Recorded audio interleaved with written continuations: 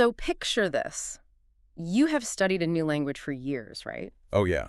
Years and years of hard work. Exactly. You have sat at your desk, you have, memorized those long vocabulary lists. The endless lists. Right.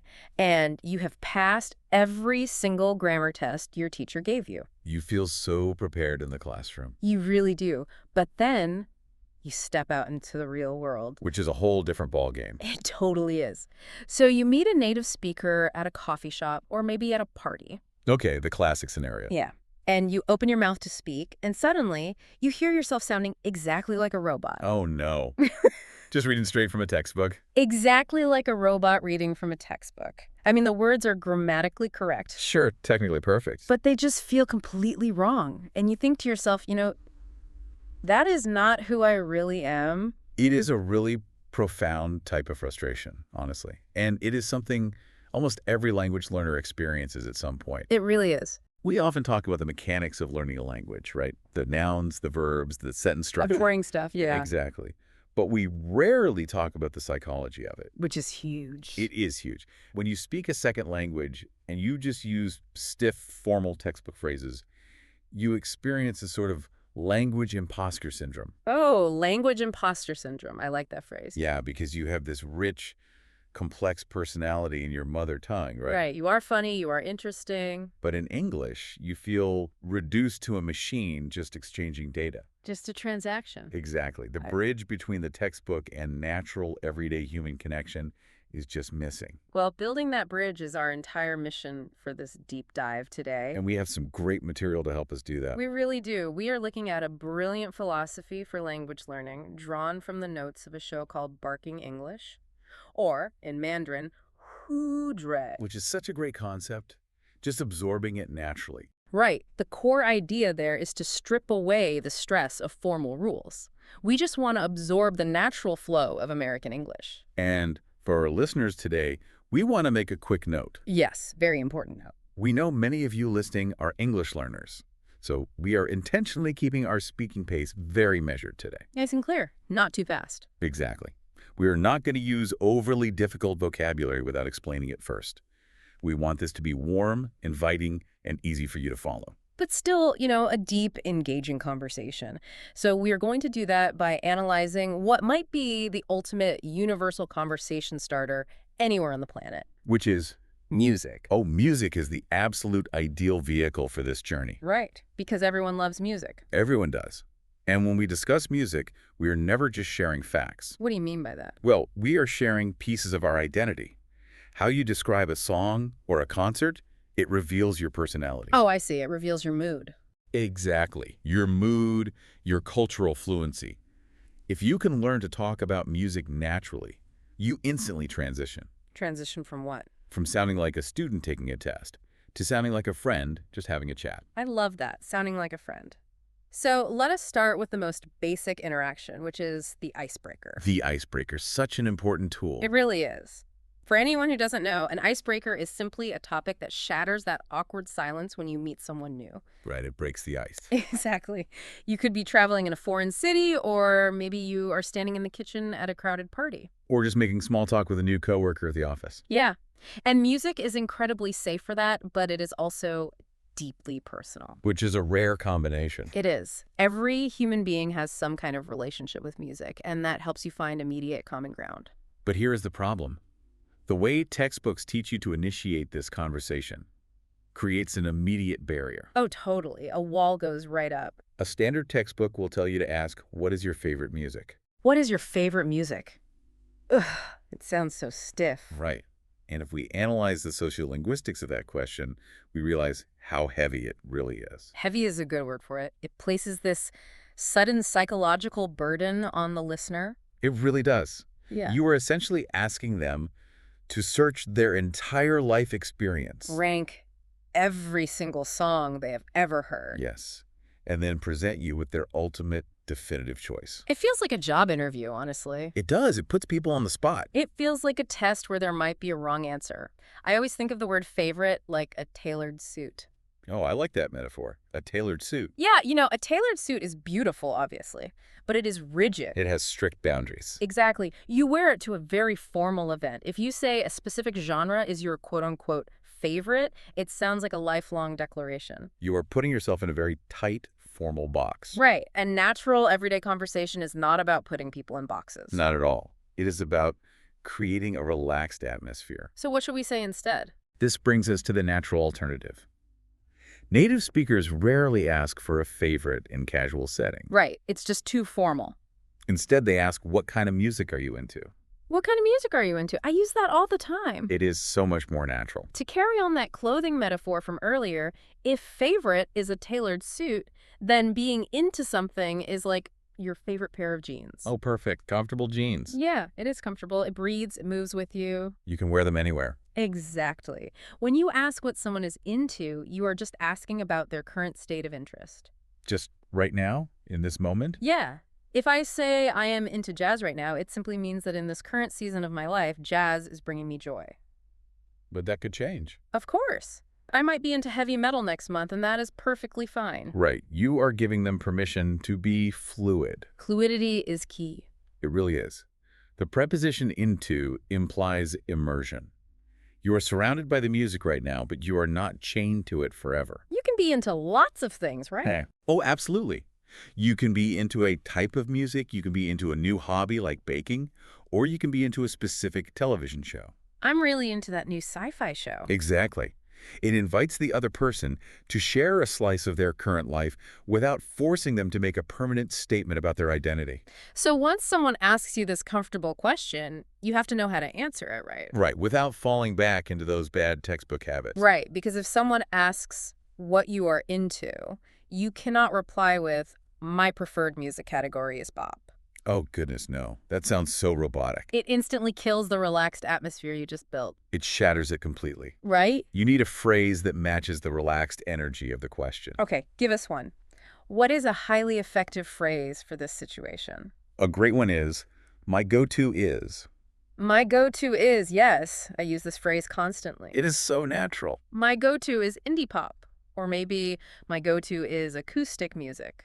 It is such a descriptive visual phrase. Let's explore the psychology behind a go-to because it's really interesting. Okay, let's do it. Human beings make thousands of decisions every day, There's right? too many decisions. Which leads to decision fatigue.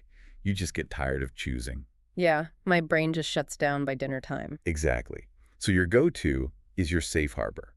It is the reliable choice you make when you are tired, overwhelmed, or simply want guaranteed comfort. Oh, like food. You might have a go-to order at a restaurant. Perfectly said. Yeah. You sit down, the menu is like 10 pages long. You are exhausted from working all day. You don't want to read all that. So you just close the menu and say, I will just have my go-to. And it might be a simple cheeseburger. Right. It never fails you. Applying that concept to music tells the other person something very intimate about how you find comfort. Oh, I see. Saying my go-to is 90s R&B means that when the world is chaotic, that specific, smooth, relaxing sound is your home base. It grounds you. That is a beautiful way to explain it. It really is. Now, there's another beautiful way to answer this question without restricting yourself. What's that? You can describe your taste as being all over the place. My taste is all over the place. I love that. It paints such a chaotic but really fun picture. It does. It is a wonderful idiom because it actively refuses categorization. You cannot put me in a box. Exactly. If your taste is all over the place, it means you might listen to classical piano while drinking your morning coffee. Okay, very sophisticated. Right. But then you switch to aggressive hip-hop while you are exercising at the gym. Makes sense. Yeah. Gotta get that energy up. And then maybe you end the day with some vintage country music. That is definitely all over the place. It tells the other person that you are open-minded and totally unpredictable. And it invites curiosity, which is what we want. Yes, it keeps the conversation moving. If someone tells me their taste is all over the place, my immediate response is going to be, wait, really? What is the weirdest combination of songs you listen to today? Boom, you have a great conversation. Exactly. It Yeah. naturally expands the conversation. Yeah. We are no longer just exchanging dry facts. We are building a genuine human connection. Exactly.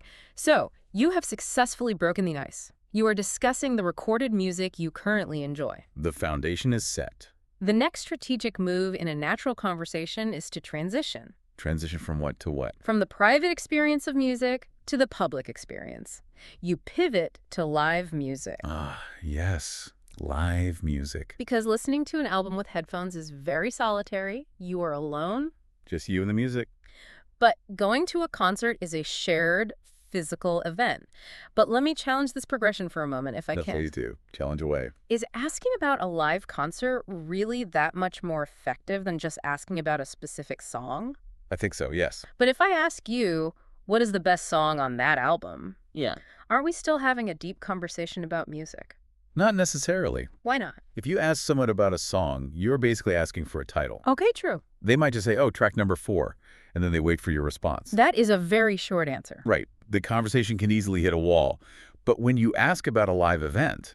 Like a concert. Right. When you ask who is the best artist you've seen live, you are no longer asking for a title. What are you asking for? You are asking for a story.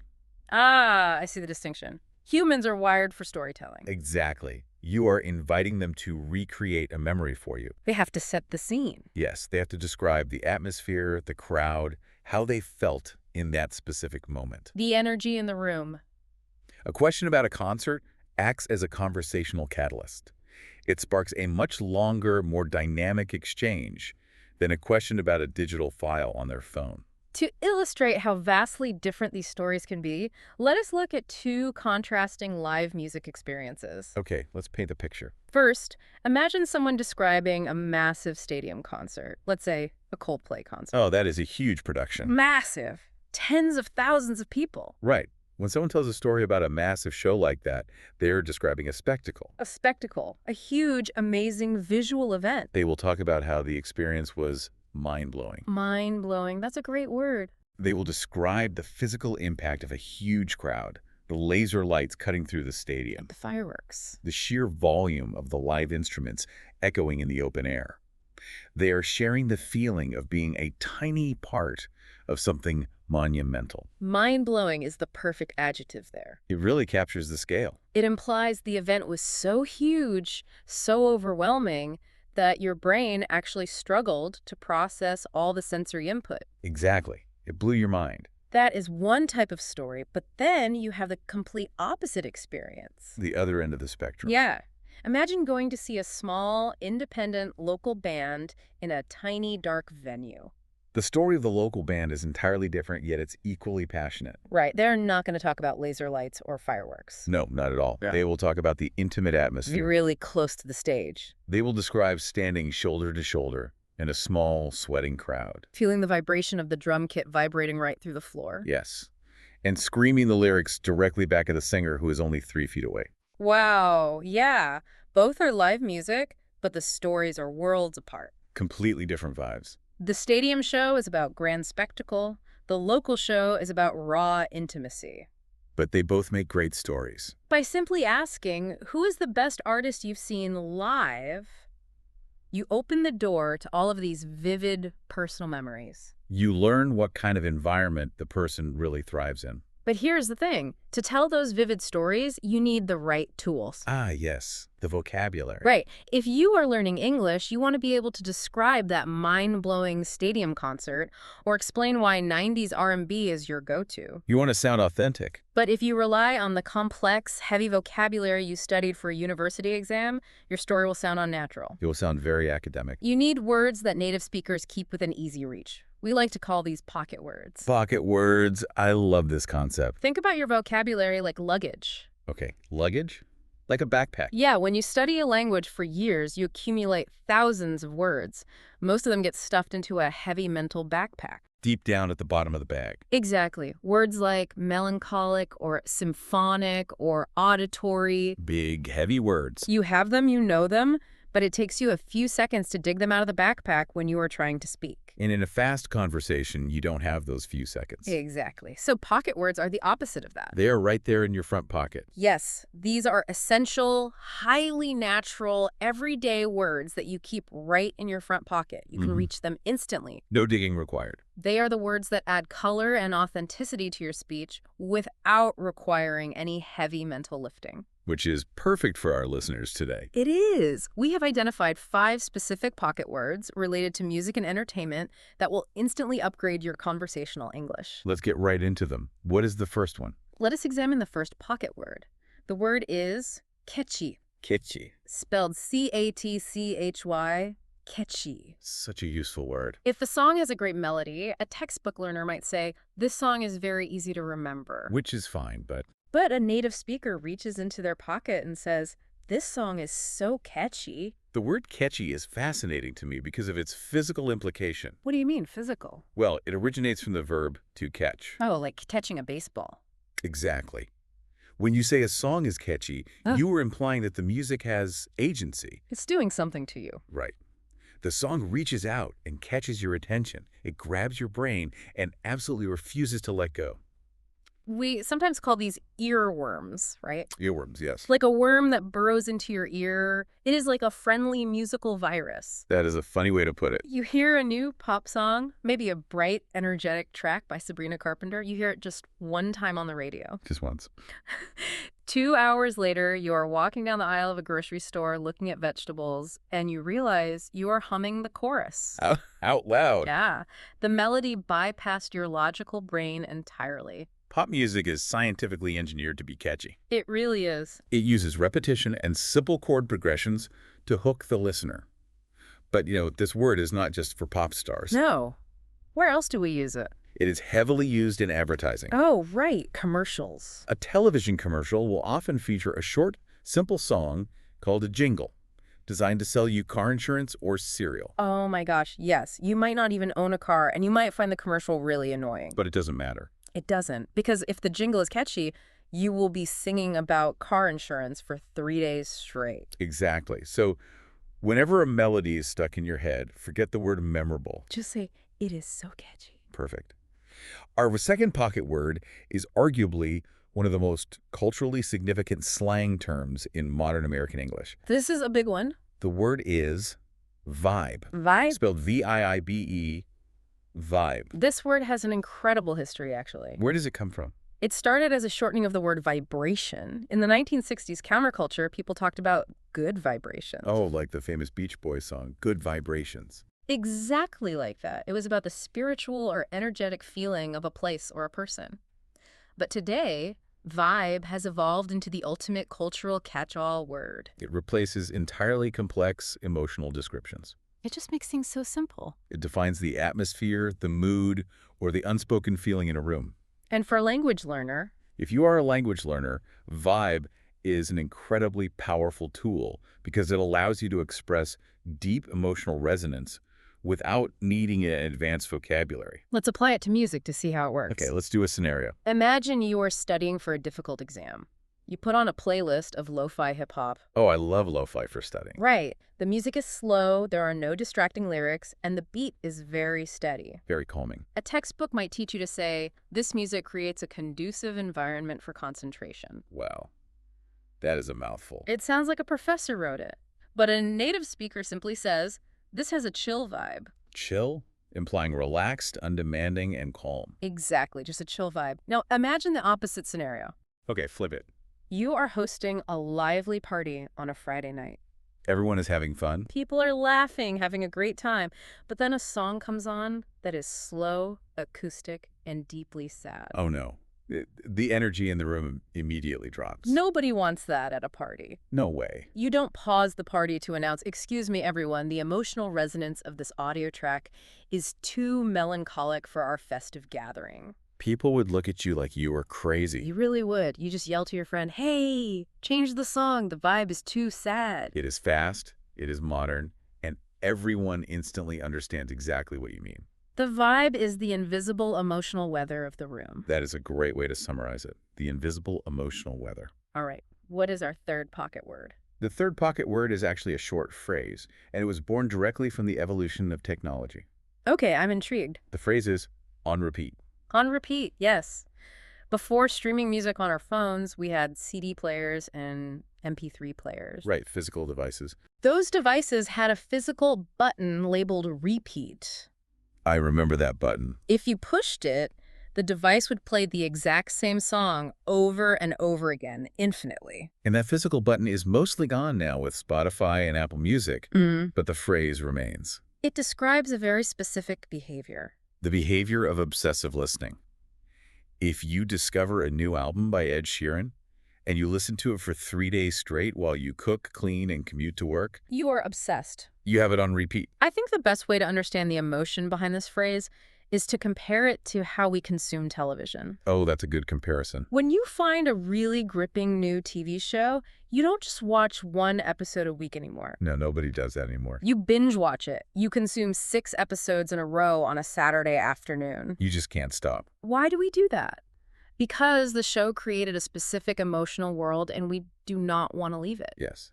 And having a song on repeat is the auditory equivalent of binge watching a show. It really is. A song makes you feel a certain way. Perhaps it makes you feel powerful before a workout. Or maybe nostalgic for your childhood. Exactly. You put it on repeat. Yeah. Because you want to sustain that emotional state for as long as possible. You want to stay in that world. So instead of saying, I listen to this track with high frequency, Which again sounds like a robot. you simply say, I have this on repeat. Simple and natural. Our fourth pocket word is essential, but it is a notorious trap for English learners. Oh, it is a big trap. We need to be careful here. The word is genre, spelled G-E-N-R-E, genre. If you are relying on English phonetics, your brain will absolutely betray you here. It will trick you. You will look at the G and the E and want to pronounce it with a hard sound like genre or maybe genre. But that is not right. No. This word is a direct loan word from French, and English has preserved a version of the French pronunciation. It requires a sound that does not happen very often in English. It's pronounced genre. Genre. You have to soften that first consonant. It is not a hard J, like in the word jump. Right, it's not genre. No, it is a soft, continuous, buzzing vibration. Genre. Mastering that pronunciation is absolutely worth the effort. Why is it so important? Because it is the industry standard term for a category or style of art. Rock, country, electronic, hip-hop. Yeah. These are not just types of music. They are genres. Exactly, they're genres. If someone asks you, if you had to pick one genre of music to listen to for the rest of your life, what would it be? That's a great question. And if you answer that with confidence, pronouncing genre correctly, you immediately elevate your conversational level. You sound like a native. Or you might describe a friend by saying, he has a massive record collection. He listens to almost every genre. It shows a very sophisticated grasp of cultural vocabulary. It really does. Which brings us to our fifth and final pocket word. The fifth word is upbeat. Upbeat. Spelled U-P-B-E-A-T. Upbeat.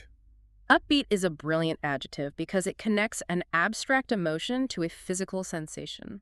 I love words that do that. Music is driven by a beat, right? A rhythm. Yeah. When the tempo is fast and energetic, we say the beat is up. It literally elevates your heart rate. It physically moves you. Upbeat music makes you want to tap your foot, nod your head, or just completely get up and dance. It is cheerful. It is optimistic. It is the exact cure for that sad vibe we mentioned earlier at the party. Yes. If you are driving with your friends on a sunny summer day with the windows down, You don't want a slow, depressing ballad. no. You say, hey, put on something upbeat. It implies speed, happiness, and forward momentum. So those are your 5 front pocket tools. Catchy, vibe, on repeat, genre, and upbeat. These are your building blocks for sounding natural. But, and this is a crucial pivot for our listeners today, A very important pivot. having the right vocabulary is only half the battle. Sadly, yes. You can memorize all 5 of these pocket words, but if the grammatical foundation you build around them is broken... The natural illusion shatters. Exactly. The primary reason learners sound stiff is not actually a lack of vocabulary. What is it then? It is the danger of direct translation. Direct translation, the biggest trap. When you formulate a thought in your mother tongue and attempt to translate it word for word into English, you often ignore the subtle, invisible rules of English phrasing. It is like trying to force a square peg into a round hole. You might get it in there eventually. Yeah, but it is going to look really awkward and damaged. We need to look at how to smooth out these clunky direct translations. Especially focusing on common pitfalls for our listeners who are native Mandarin speakers. Let us examine mistake number 1. Okay, let's hear it. In Mandarin, the phrase for enjoying music is straightforward. But when translated directly, word for word, a beginner will confidently say, I like listen music. I like listen music. Oh, this is incredibly common. We hear it all the time. Now, if you say this to a native English speaker, they will absolutely understand your meaning. Communication has technically occurred. But it feels like the sentence is driving over speed bumps. Bump, bang, bang. It jolts the ear. Let's break down the mechanics of why this jars the native ear. There are two distinct grammatical failures happening here. Okay, what is the first one? First, we have the verb falling like. When discussing a general hobby or a sustained interest, the secondary verb typically needs to take the gerund form. Meaning the ing form. Right, so it acts as a noun. You do not say, I like swim, you say, I like swimming. So listen must become listening. Correct. But the bigger issue is the verb listen itself. This is a tricky verb. I like to explain this using a physical analogy. Oh, I love your analogies. Let's hear it. Imagine the verb listen is a baseball pitcher. Okay, throwing a ball. The pitcher throws the ball, which represents the sound of the music. But if you just say listen music, there is nobody there to catch the ball. It just flies away. In English, listen is an intransitive verb that requires a catcher's mitt. And what is the catcher's mitt? That catcher's mitt is the preposition to. Ah, the sound must travel to a destination. Which is your ears. You cannot simply listen a thing. You must listen to a thing. So we fix the verb form, making it listening, and we add the catcher's mitt, to. Let's hear the new sentence. The clunky speed bump sentence, I like listen music, transforms into the smooth native phrase, I love listening to music. I love listening to music. It flows like water. It really does. Now, mistake number 2 is where direct translation moves from being grammatically clunky to being culturally confusing. Culturally confusing is much more dangerous. It involves a concept in linguistics known as semantic shift, or what we sometimes call faux amis. False friends. False friends, exactly. This is fascinating. Yeah. In Mandarin slang, there is a very popular word used to describe a song or an atmosphere that is incredibly exciting. Energetic makes you want to jump out of your seat. Exactly. If you translate that word directly into English, it is the word high. H-I-G-H, high. So a learner feeling very passionate about a great dance track will say to an American, this song is very high. And the American will look at them with complete bewilderment. They will have no idea what you mean. This is the danger of false friends. The word exists in both languages, but the cultural weight is entirely different.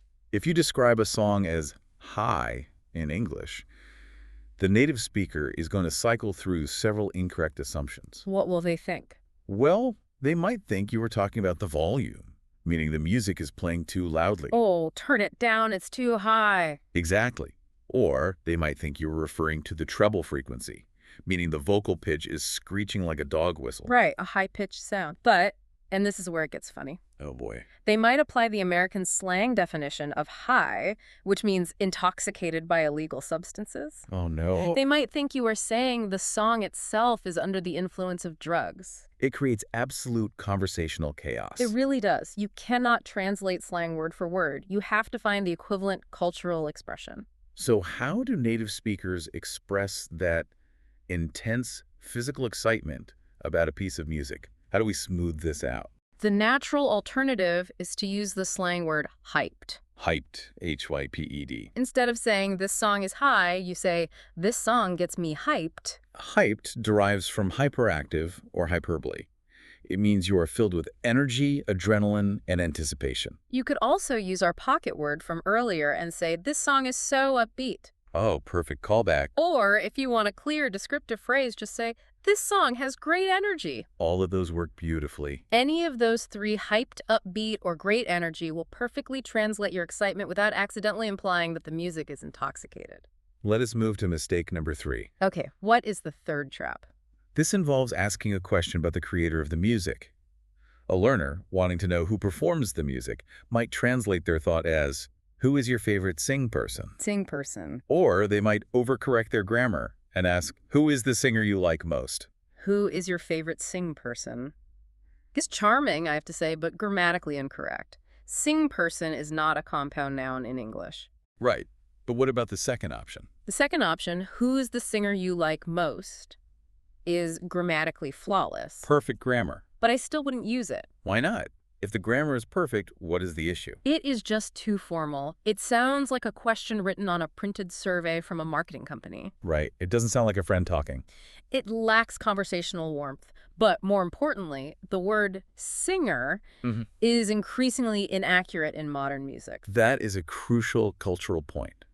The music industry has evolved drastically. It has changed so much. Not everyone who creates music stands in front of a microphone and sings. Exactly. If you ask me who my favorite singer is, but I primarily listen to instrumental jazz. There is no singer. Right. Or maybe I listen to electronic dance music produced by a DJ. Again, no singer. Or hip-hop, where the vocal performance is rapping rather than melodic singing. The word singer just doesn't fit. So what is the smooth, natural industry standard fix? The fix is to ask, who is your favorite artist? Who is your favorite artist? It is elegant, simple, and entirely inclusive. It covers everyone. By using the word artist, you elevate the conversation. You are recognizing that creating music, whether it is singing, playing the drums, or producing beats on a laptop, is an act of artistry. It is a respectful, sophisticated way to engage with the topic. So we have assembled all our pieces. We have a lot of tools now. We understand the psychology of asking what someone is into, rather than demanding their favorite. Right, jeans versus the tailored suit. We know how to describe our go-to choices. The safe harbor. We have our 5 pocket words ready in our front pocket. Catchy vibe, on repeat, genre, and upbeat. No heavy backpacks today. And we know how to avoid the false friends of direct translation. So what's next? Now comes the ultimate test. The test. Language is not a series of isolated vocabulary flashcards. True fluency is demonstrated in the connective tissue. Meaning how we put it all together. Yes, it is how you link these concepts together in real time, responding to another human being dynamically. To prove how this works, we are going to do something a little different right now. We are going to step into a role play. I love a good role play. We are going to act out a highly natural, everyday scenario. We are going to break down a scene in a coffee shop, line by line. So you can see how these native phrases interlock perfectly. Let us set the stage. Imagine a bustling, modern coffee shop. Okay, I'm picturing it. The espresso machines are hissing. One person is sitting at a corner table taking a break from work. They have their large headphones over their ears. We will describe them as being in the zone. In the zone is a brilliant idiom. It describes a state of hyperfocus or deep immersion. When you are in the zone, the distractions of the outside world just melt away. You don't even hear the coffee machines anymore. You are just completely connected to the music or the task at hand. You are bopping your head to the rhythm. Okay, so a friend walks into the coffee shop, sees them, and approaches the table. The friend taps the table. The person pulls one headphone off, and the friend asks the natural icebreaker question. Hey, what are you listening to? Okay, I will play the person with the headphones. Go for it. I am going to answer using the new Dua Lipa album as my example, and I am going to deploy 2 of our pocket words immediately. Let's hear it. Here's my line. Oh, hey, I've had the new Dua Lipa track on repeat all morning. It is so catchy. Let us pause and analyze that as if we were directing a film. Cut. Let's analyze. Notice what you did not say. You did not say, I have listened to Dua Lipa many times today because the melody is highly memorable. Right, that would sound robotic. No one talks like that. Instead, you used on repeat to vividly describe your behavior. Continuous obsessive listening. I can't stop listening to it. And then you justified that behavior seamlessly with the word catchy. The track is on repeat because it is catchy. The 2 phrases lock together like puzzle pieces. Now, you play the friend. You want to validate my choice of music and keep the energy going. How do you respond? I would say, oh, I'm a big fan. Her music always has such great energy. It definitely gets me hyped. Stop there. That is a masterclass in conversational English. Why, thank you. First, you used I'm a big fan instead of a basic I like her too. Right. I'm a big fan. Builds instant camaraderie. We are now on the same team. And notice how you navigated the translation trap. I avoided the false friend. You wanted to express that Dua Lipa's music is exciting and makes you want to dance. You did not say her music is very high. Definitely not. You used the smoothed-out, culturally accurate phrases. You complimented the great energy and explicitly stated that it gets you hyped. The volley is perfect. Yeah. The energy is high. But now, as the person with the headphones, I want to turn the spotlight back onto you. My turn. I want to know about your general tastes. I'm not going to ask for your tailored suit favorite. No suits today. I am going to ask the comfortable jeans question. So I ask, what kind of music are you into these days? And here's my response, using the tools we discussed to manage your expectations. Hit me. I reply. Honestly, my taste is kind of all over the place, but my go-to is usually alternative rock. Though recently, I've really been getting into jazz. Beautiful. You started by refusing to be put in a box. I am unpredictable. All over the place tells me to expect the unexpected. But you didn't leave me confused. You provided an anchor. The safe harbor. You gave me your go-to alternative rock so I know what your safe harbor is. But I added a twist at the end. You did. You used the phrase getting into. By saying I am getting into jazz, I am indicating a process. It is a new developing interest. I am not an expert yet, but I am exploring it. This gives me, as your conversation partner, a perfect opportunity to show curiosity. Because jazz is a surprising pivot from alternative rock. It is, so I challenge you playfully. I say, jazz, really, isn't it kind of slow for you? This is the moment to defend my new interest, and I will use 2 more pocket words to do it. Let's hear the defense. I answer, it depends. Some of it is definitely chill, but a lot of it is actually super upbeat. It just has a really great vibe for when I'm studying. Let's break that defense down. It is incredibly articulate. Thank you. You countered my assumption that jazz is slow by contrasting 2 slang words. You admitted some of it is chill, meaning relaxed. But I argued that much of it is upbeat, meaning fast and energetic. And then you summarized the entire experience of the genre with one powerful word: vibe. I didn't need to explain the complex musical theory of jazz. No music theory required. I just explained the emotional atmosphere it creates for a specific activity, which is studying. And because we established this fantastic frictionless communication, the conversation doesn't suffer an awkward death. We don't just stare at each other in silence. We end on a real connection. I say, that makes sense. You'll have to share your jazz playlist with me. In the modern digital age, sharing a playlist is the ultimate gesture of conversational success. It really is. It is the equivalent of saying, I enjoyed this interaction so much that I want to continue it later. We executed that entire scene without a single stiff academic phrase. It was so smooth. We used natural, pocket-sized vocabulary, we navigated the translation traps, and we let empathy drive the interaction. If we step back and view the entirety of this deep dive, it reveals a fundamental truth about why we learn languages in the first place. What is that truth? A language is not a math problem. I think that is the most important takeaway of this entire discussion. What exactly do you mean when you say language is not a math problem? Well, when you approach language like mathematics, you are looking for a singular, objective, correct answer. Right. 1 + 1 = 2. You believe that if you input vocabulary word X combined with grammar rule Y, you will successfully output meaning Z. Like a computer code. Exactly. You view the person you are talking to as a machine that just needs to process your data. But human beings aren't machines, and conversation is entirely subjective. It is messy. It is messy, it is emotional, and it is highly context-dependent. Precisely. Language is a bridge. It is a tool for empathy. Empathy. When you take the time to learn how native speakers actually talk, when you choose to say a song has a great vibe, instead of saying it has positive emotional resonance, You are doing more than just showing off your vocabulary. you are showing respect for their culture. You are stepping out of your textbook and into their reality.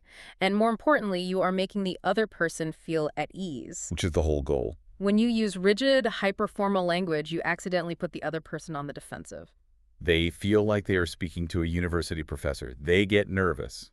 But when you use words like into, go to, and catchy, you signal to them, hey, we are just 2 regular people having a coffee. You can relax. You lower the social stakes. You create a safe environment for human connection to flourish. Now, the curriculum notes from Barking English actually leave their students with a direct call to action, a piece of mental homework, and I want to pass that directly on to you, the listener. Yes, homework time. But fun homework. Fun homework! Based on the tools we built today, here is your assignment. Think about this specific question. What is one song you currently have on repeat? And do not just translate the title of the song in your head. Dig deeper. Dig deeper into the why. Why is that specific track on repeat right now? Is it because the chorus is incredibly catchy and hijacked your brain? Does the acoustic guitar have a chill vibe that helps you decompress after a long day? Or does the heavy bass get you hyped before you go for a run? Formulate that complete sentence in your head right now. Practice it. Say it out loud. I currently have song name on repeat because... By practicing this small, specific exercise, you are training your brain's muscle memory. You are training yourself to reach into your front pocket for natural words, rather than digging into your heavy mental backpack for textbook definitions. The notes also tease that the next phase of this language learning journey focuses on how to discuss movies and television shows. Oh, another massive cultural touchstone. The specific vocabulary will shift, of course. We will trade upbeat for words related to screenwriting and acting. But the overarching goal remains identical. Building that comfortable, empathetic bridge between two people. Discussing movies, I can only imagine how deeply we can analyze the vocabulary of binge-watching and plot twists. It is going to be a lot of fun. But before we conclude today's deep dive into the language of music, I want to leave you with one final, slightly provocative thought to turn over in your mind. A question to challenge their perspective on how they consume media. Exactly. Think back to that initial feeling we discussed, the frustration of sounding like a robot despite years of study. That imposter syndrome. When you put your headphones on today and listen to a song in English, what are you actually doing? Think about it. Are you just listening to the lyrics as if they were a vocabulary test? Are you mentally pausing the song to translate every single word through your mother tongue dictionary? Because if you are missing the forest for the trees. You are completely missing the magic. Because true fluency isn't just about defining words on a page. It is about feeling the rhythm, the cadence, and the emotion of how real people express themselves. The life behind the words. When you listen to an English song, you shouldn't just be hearing words. You should be absorbing the cultural vibe that makes you sound authentic. You are listening to the soul of the language. So, the next time you put those headphones on, close your eyes, get in the zone, and ask yourself, are you just listening for facts to memorize? Or are you finally listening for connection?